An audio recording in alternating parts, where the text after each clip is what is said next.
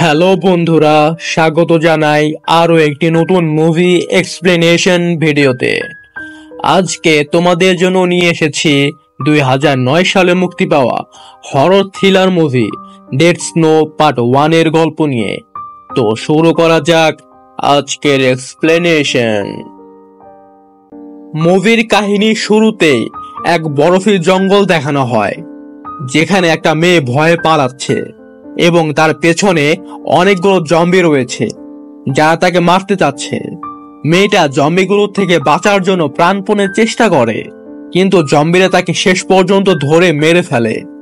জম্বিগুলো world war 2 সময়কার হিটলারের নাজি সেনাদের পোশাক পরেছিল। সিন শিফট হয়ে আমাদের গাড়িতে বেশ কয়েকজন ফ্রেন্ডদের দেখায়, যারা একসাথে ভ্যাকেশনে ওদের এক বন্ধুর ক্যাবিনে যাচ্ছিল। তবে রাস্তা বরফে ঢেকে যাওয়ায় ওরা গাড়ি নিয়ে কেবিনে যেতে পারে না। এই কারণে এখান থেকে ওরা সবাই মজা করতে করতে পায়ে হেঁটে কেবিনে পৌঁছায়। এরই মাঝে রাত হয়ে যায়। ওদের সাথে থাকা একটা মেয়ে বাইরে এসে দেখে বাহিরে কেউ রয়েছে। সে ভয় পেয়ে দৌড়ে এসে ওদের ফ্রেন্ডদেরকে বলে, আমি বাহিরে অদ্ভুত আকৃতির কিছু দেখেছি। সবাই মিলে বাহিরে দেখতে যায়, কিন্তু বাহিরে কিছুই ছিল না। তখন ওখানে এক অপরিচিত লোক আসে এবং ওদেরকে বলে, তোমাদের কাছে কি কফি হবে? ওরা লোকটাকে কফির জন্য ভেতরে নিয়ে আসে। লোকটা কফি পান করে এবং পরে ওদের বিয়ার নিয়ে পান করা শুরু করে, আর ওদের সাথে এমন ভাবে কথা বলতে থাকে যেন ওদের সাথে সে অনেক আগে থেকে পরিচিত। কথায় কথায় লোকটা ওদের সব ফ্রেন্ডদেরকে বলে এখানকার অতীত অনেক বেশি ভয়ানক, ডার্ক।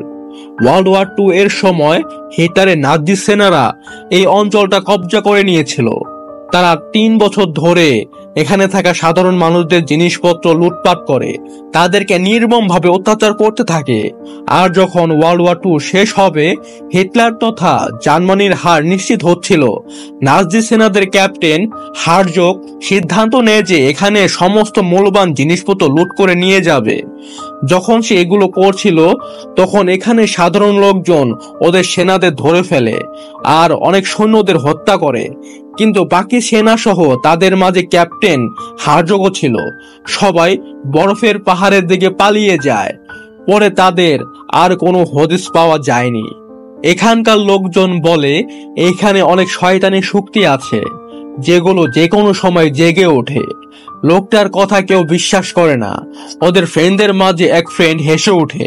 লোকটা ছেলেটার গলা চাপটে বলে, যখন তোমাকে এমন কিছু খুন করবে যেটা তুমি আগে কখনো দেখোনি, তখন আমার কথা তোমার বিশ্বাস হবে। সে ওদেরকে সাবধান করে এখান থেকে বেরিয়ে যায়, আর পাশের লোকটা তার তাঁবুটা নেয়। রাতে যখন লোকটা খাবার খাচ্ছিল, বাহির থেকে কিছুর অদ্ভুত আওয়াজ শুনতে পায়, যেটার বিষয়ে সে কিছুই জানতো না। সে বাহিরে যায় আর দেখতে পায় তার সামনে একটা জম্বি দাঁড়িয়ে আছে। নিজের জীবন বাঁচানোর জন্য এখান থেকে পালানোর আগে জম্বিটা তাকে মেরে ফেলে। অন্যদিকে দেখায় ওদের যে ফ্রেন্ডের ক্যাবিন, তার নাম ছিল সারা, সে এখনো পর্যন্ত সেখানে পৌঁছায়নি। আসলে সে অন্য আরেকটা রাস্তা দিয়ে এখানে পৌঁছানোর কথা ছিল। পরের দিন সকালে ওর বন্ধু ডিসাইড করে সে স্নো বাইক নিয়ে সারাকে খুঁজতে বের হবে, এবং সে তার অন্য বন্ধুদের বলে, যদি আমি সময় মতো ফিরে না আসি, তোমরা গাড়ি পর্যন্ত পৌঁছে এখান থেকে চলে যেও। পরে সে সারাকে খুঁজতে বের হয়ে যায় এবং সেই অপরিচিত লোকটার তাঁবুর ওখানে যায়। যখন সে তাঁবুর ভিতরে দেখে, সে লোকটাকে মৃত অবস্থায় দেখে প্রচন্ড ভয় পেয়ে যায়। আর সে অনেকগুলো পায়ের ছাপ দেখে। পায়ের ছাপগুলো চিহ্ন ফলো করে এগিয়ে যেতে আচমকা বরফের গর্তে পড়ে যায়। আসলে বরফের নিচে অনেকগুলো গর্তের সুড়ঙ্গ ছিল। সে ধীরে ধীরে ভেতরে যায় এবং দেখতে পায় অনেকগুলো হেলমেট, আর সে ওখানে তার ফ্রেন্ড সারার মৃতদেহ আবিষ্কার করে, যাকে কেউ খুন করেছে। সে এসব কিছু দেখে ঘাবড়ে যায় আর কোনো কিছুই বুঝে উঠতে পারছিল না এখানে আসলে কি ঘটছে। অপরদিকে দেখানো হয় ক্যাবিনে থাকা বাকি বন্ধুরা একটা কাঠের ছোট বক্স খুঁজে পায়। সবাই মিলে যখন বক্সটা ওপেন করে, বক্সটাতে বেশ কিছু মূল্যবান জিনিস অর্থাৎ স্বর্ণ ছিল। যেটা পেয়ে সবাই অনেক খুশি হয়ে যায়, কিন্তু ওরা জানতো না যে এটাই ওদের কাল হয়ে আসবে। ওরা ভাবে সেকেন্ড ওয়ার্ল্ড ওয়ারের সময় হয়তো নাৎসি সেনারা যেসব মূল্যবান জিনিসপত্র লুট করেছিল এটাও সেগুলোরই একটা।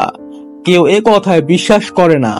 এ সময় ওদের মাঝে এক বন্ধু বাহিরের আরেকটা ক্যাবিনে চলে যায়, তার পিছে পিছে তার গার্লফ্রেন্ডও যায়। ছেলেটা তো দ্রুত এসে যায়, কিন্তু ছেলেটার গার্লফ্রেন্ড কেবিনই রয়ে যায়। তখন মেয়েটা নোটিস করে বাহিরে তার আশেপাশে কিছু আছে, সে ওখানে লুকিয়ে পড়ে। তখন একটা জম্বি মেয়েটার উপর হামলা করে তাকে মারাত্মকভাবে জখম করে ফেলে। মেয়েটা কোনো মতে জম্বিটার থেকে নিজেকে ছাড়িয়ে জখম অবস্থায় চিৎকার করতে করতে ক্যাবিনের দিকে আসতে থাকে, কিন্তু ওর বন্ধুরা কেউ ওর আওয়াজ শুনতে পায় না, কারণ ওরা মিউজিক লাউডে দিয়ে রেখে ভিতরে সবাই এনজয় করছিল। তখন ওদের মাঝে থাকা একটা মেয়ে উপলব্ধি করে ওদের ফ্রেন্ড বাহির থেকে আকুতির স্বরে চিৎকার করছে। মেয়েটা বাহিরে আসার আগে জম্বিটা ওর ফ্রেন্ডকে টেনে তার সাথে নিয়ে যায়। যখন ওরা দরজা খুলে সেখানে ওরা কাউকে দেখতে পায় না। ওরা সব বন্ধুরা মিলে বাহিরে খোঁজ করে, কিন্তু বাহিরে ওরা কিছুই দেখে না। ওরা একটা ব্যান্ড পায় যেটা সারার ছিল, যে কিনা ওদের বন্ধু হতো, এবং এই ক্যাবিনটা সারারে ছিল যে ওদেরকে এখানে আসতে বলেছে, কিন্তু সে তো এখন আর বেঁচে নেই। তখন ওরা রিয়েলাইজ করতে পারে এই ক্যাবিন সহ এই জায়গাটাতে অবশ্যই কোনো প্রবলেম আছে, আর কিছু তো হচ্ছে যেটা ওরা জানে না। ওদের মাঝে একটা মেয়ে ফ্রেন্ড জানালা দিয়ে বাহিরটা দেখে। এমন সময় একটা জম্বি জানালা ভেঙে মেয়েটা চুলের মুঠি ধরে নেয়, কিন্তু সবাই মিলে জম্বিটার থেকে মেয়েটাকে ছাড়িয়ে নেয়। তখন সবাই বুঝতে পারে এমন কিছু আছে যারা ওদের সবাইকে মারতে চায়। ওরা সব দরজা বন্ধ করে দেয়, অস্ত্র হাতে নেয়, কিন্তু এখানে অনেকগুলো জম্বি আছে যেগুলো ভীষণ শক্তিশালী। জম্বিগুলো দরজা কেবিন ভেঙে ভিতরে আসতে চাইছিল। এরই মাঝে জম্বিগুলো ওদের এক সাথে উঠিয়ে নিয়ে গিয়ে মেরে ফেলে। আর এখন মাত্র কেবিনে 4 জন জীবিত ছিল। ওর একটা প্ল্যান বানায়, সকাল হলে 2 জন জম্বিদের ধ্যান অন্যদিকে রাখবে আর 2 জন মিলে গাড়ির কাছে পৌঁছাবে। গাড়ির সাহায্যে যেন এখান থেকে বের হওয়া যায়। অন্যদিকে ওদের সে ফ্রেন্ডকে দেখায় যে সারাকে খুঁজতে বের হয়েছিল, যে নিচের একটা গুহায় পড়ে যায়। সে গুহার ভেতর থেকে বের হয়। তখনই ওর সামনে একটা জম্বি এসে যায়। জম্বিটা ওর উপর আক্রমণ করে। ছেলেটাও জম্বিটার সাথে লড়াই করে, কিন্তু এর মধ্যে আরো একটা জম্বি জেগে ওঠে। এখন জম্বি দুইটা ওর উপর আক্রমণ করে। ছেলেটা কোনোভাবে একটা জম্বিকে মারতে সক্ষম হয়, আর আরেকটা জম্বিকে নিয়ে পাহাড়ের উপর থেকে লাফ দেয়, কিন্তু ছেলেটা ঝুলে থাকে। তবে জম্বিটা ওকে ধরেছিল। জম্বিটা ওর ঘাড়ে কামড়ে নেয়। সে কোনো মতে জম্বিটাকে উপর থেকে নিচে ফেলে দেয়। শেষে ছেলেটাও উপরে উঠে আসে। অন্যদিকে ক্যাবিনে থাকা 4 জনকে দেখায়। 2 জন জম্বিদের ধ্যান নিজেদের দিকে নিয়ে আসার জন্য আওয়াজ করে আকর্ষিত করে। আরেকদিকে 2 জন মেয়ে দৌড়ে নিজেদের গাড়িতে যাওয়ার চেষ্টা করে, কিন্তু এখানে মেয়ে দুটো রাস্তা হারিয়ে ফেলে। আর তখনই ওদের সামনে জম্বি এসে যায়। ওরা সাহসের সাথে জম্বিগুলোর সাথে লড়াই করে। একটা মেয়ে জম্বিদের থেকে পালাতে পারলেও আরেকটা মেয়ে জম্বিদের হাতে ধরা পড়ে যায়। মেয়েটা জম্বির কাছে গ্রেনেড দেখতে পেয়ে গ্রেনেড ব্লাস্ট করলে জম্বির সাথে মেয়েটা ওখানেই মারা যায়। আর এখন ফাইনালি জম্বিগুলোর ক্যাপ্টেন অর্থাৎ হার্টজগকে দেখানো হয়। সে তার জম্বি সেনাদের মৃত্যুতে অনেক রেগেছিল। অন্যদিকে সে মেয়েটাকে দেখানো হয় যার নাম হ্যানা ছিল। হ্যানা জম্বিদের থেকে বেঁচে ভাগতে থাকে, কিন্তু তখনও ওর পিছনে একটা জম্বি ওকে ধাওয়া করছিল।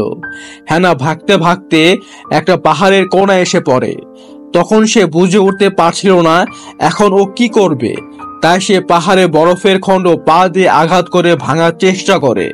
জম্বিটা কাছে আসতেই বরফের খণ্ড ভেঙে গেলে সে জম্বির সাথে পাহাড়ের ওপর থেকে নিচে পড়ে বেহুশ হয়ে যায়। যখন তার জ্ঞান ফিরে সে নিজেকে বরফের নিচে চাপা অবস্থায় দেখতে পায়, এবং তার পাশে জম্বিটাও ছিল, যেটা এখনো তাকে মারতে চাইছিল, কিন্তু জম্বিটা বরফের নিচে চাপা পড়ার কারণে উঠতে পারছিল না। এ সময় জম্বিটা কোনো কিছু করবার আগে হ্যানা জম্বিটাকে শেষ করে ফেলে। অন্যদিকে সে ছেলেটাকে দেখায় যার ঘাড়ে জম্বি কেটেছিল। ছেলেটা স্নো বাইকে বন্দুক ফিট করে ক্যাবিনের দিকে রওনা হয়ে যায়। ওখানে ক্যাবিনে থাকা দুই বন্ধু মিলে জম্বিদের সাথে লড়াই করে যাচ্ছিল। ওর একটা বম বানায়, যখন সেটা বাইরে ফেলার চেষ্টা করে ভুলবশত সেটা ভেতরে পড়ে গেলে ক্যাবিনের ভেতর আগুন ধরে যায়। বাধ্য হয়ে দুজনকে ক্যাবিন থেকে বের হয়ে পাশের একটা শেডে যেতে হয়। কিন্তু শেডটাতে এসে ওরা দেখে এখানে অনেকগুলো বিভিন্ন ধরনের হাতিয়ার রয়েছে, যেগুলো দিয়ে ওরা জম্বিদের সাথে লড়াই করতে পারবে। আর এখন এখানে জম্বিদের পুরো একটা দল এসে পড়ে। এরা দুইজন সাহসের সাথে হাতিয়ারগুলো দিয়ে জম্বিদের সাথে ফাইট করতে থাকে, কিন্তু তবুও যেন জম্বিদের আশা শেষই হচ্ছিল না। এ সময় এখানে ওদের সেই বন্ধুটা এসে যায়, যে স্নো বাইকে বন্দুক ফিট করে ক্যাবিনে রওনা হয়েছিল। সে বন্দুক দিয়ে অনেকগুলো জম্বিকে মেরে ফেলে, কিন্তু তারও শেষ রক্ষা হয় না।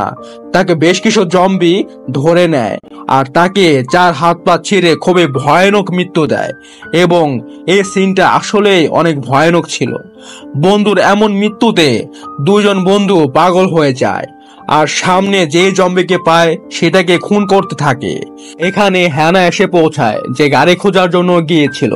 হ্যানা ওর বন্ধুর পিছে ছিল, সে কারণে তার বন্ধু মনে করে তার পেছনে হয়তো জম্বি আছে। এজন্য সে তার উপর অজান্তে হামলা করলে হ্যানা অন দ্য স্পট মারা যায়।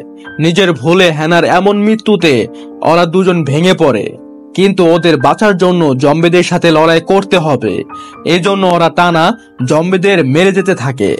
এমন সময় একটা জম্বি মার্টিনের হাতে কেটে নেয়। এই সময় মার্টিনের ওই অপরিচিত লোকটার কথা মনে পড়ে, যে ওদেরকে এখানকার ভয়ানক ডার্ক অতীত সম্পর্কে বলেছিল।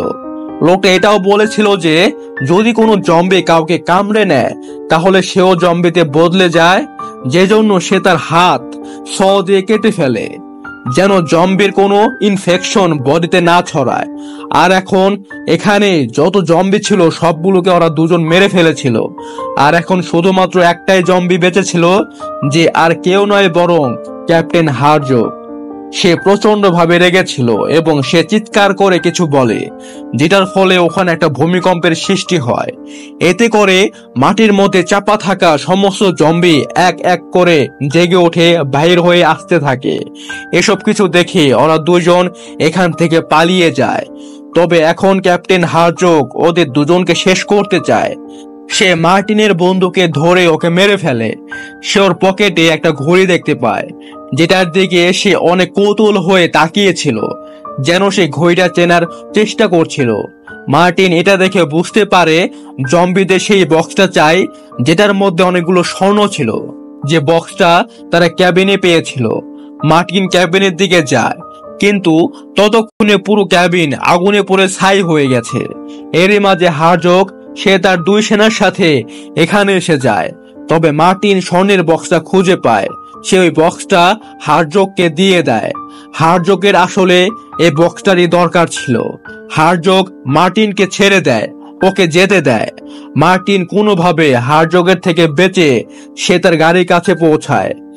আসলে ক্যাবিনে যখন ওরা গোল্ডে ভরা বক্সটা পায়, হ্যানা একটা গোল্ড কয়েন নিয়ে কোটের পকেটে রেখে দিয়েছিল। আর এই মুহূর্তে সেই কোটটা মার্টিন পরেছিল। আর এখন যখন গোল্ড কয়েন নিচে পড়ে আর যে মার্টিন কয়েনটা উপরে তোলে, তখন গাড়ির জানালার বাহিরে ক্যাপ্টেন হার্জোগ এসে যায়, আর যাকে কিনা প্রচন্ড ভাবে রাগান্বিত দেখায়। আর এখন সে একটা ঘুষি মেরে গাড়ির গ্লাস ভেঙে ফেলে। আর এই সিনের সাথে ডেড স্নো পার্ট 1 এর মুভির গল্প এখানে শেষ হয়ে যায়। বন্ধুরা, কেমন লাগলো তোমাদের আজকের এই গল্প তা কমেন্ট বক্সে জানিও। আর ভিডিওটা ভালো লাগলে অবশ্যই একটা লাইক করে দিও। আর যারা চ্যানেলে নতুন এসেছো অবশ্যই সাবস্ক্রাইব করতে ভুলো না। আজকে এখানে বিদায়, দেখা হবে নতুন কোনো মুভির গল্প নিয়ে।